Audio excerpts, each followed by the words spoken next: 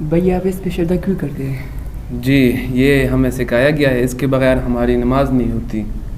اگر آپ اس کے بارے میں مزید معلومات کرنا چاہتے ہیں تو آصف کے پاس چلتے ہیں، ان سے رہنمائی لیتے ہیں۔ چلیے آصف کے پاس چلتے ہیں۔ السلام علیکم۔ وعلیکم السلام ورحمۃ اللہ وبرکاتہ۔ وعلیکم السلام ورحمۃ اللہ وبرکاتہ۔ بسم اللہ الرحمن الرحیم۔ ہمارے بھائی کا ایک یہ سوال تھا کہ آپ یہ سجدہ گاہ پہ سجدہ کیوں کرتے ہیں؟ تو میں نے ان کو بتایا کہ یہ تو ہمیں سکھایا گیا، اس کے بغیر ہماری نماز بھی نہیں ہوتی۔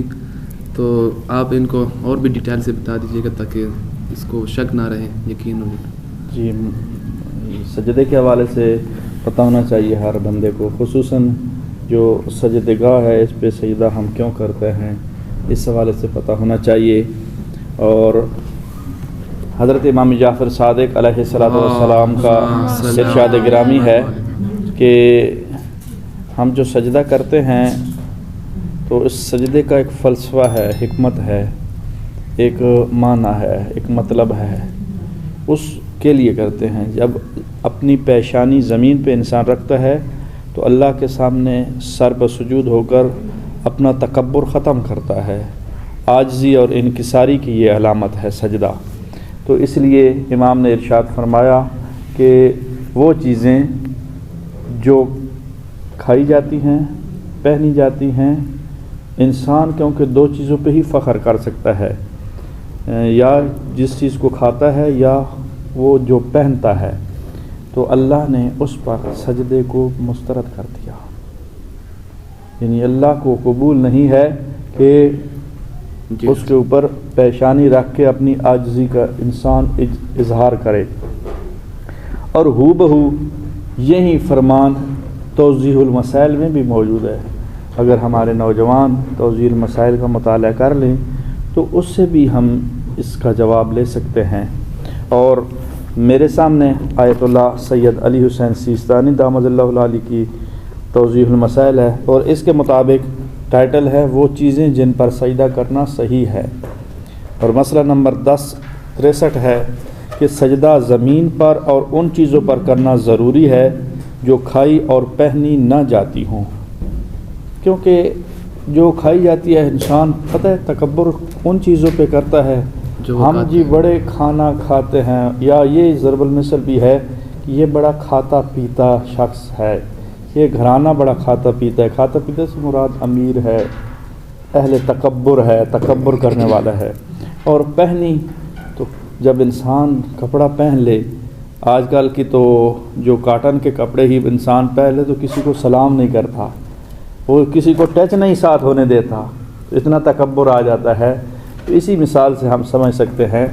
تو امام نے بھی ارشاد فرمایا تھا، اور اس مسئلے میں بھی یہی کچھ ذکر ہے کہ جو کھائی اور پہنی نہ جاتی ہوں ان پر سجدہ صحیح ہے، اور زمین سے اگتی ہوں، جو زمین سے اگتی ہیں ان پر سجدہ صحیح ہے۔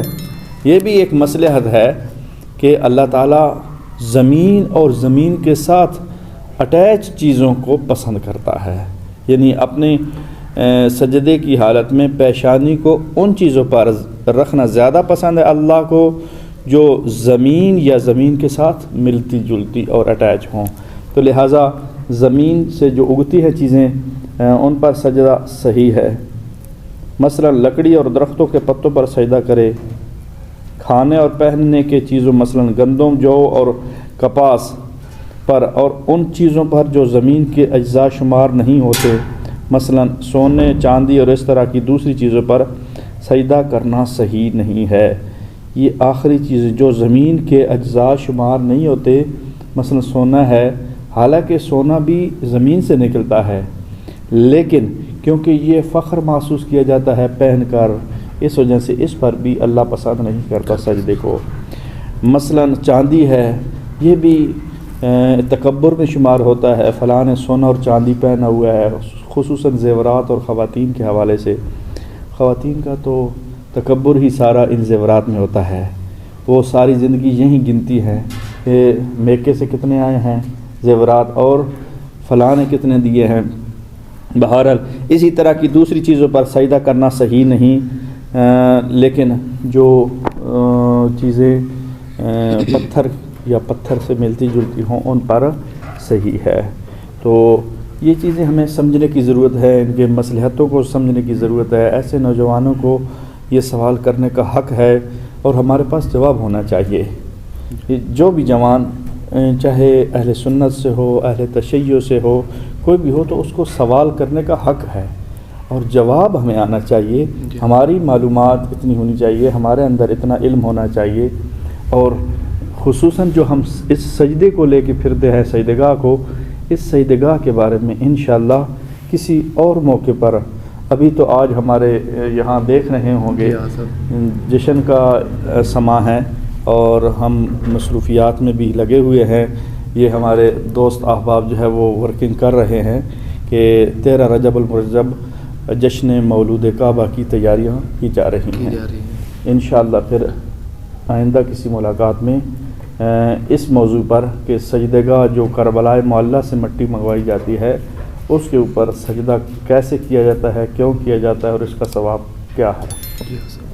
سلامت رہے سب. اجتماع سے دعا. ٹھیک ہے جی، اللہ حافظ.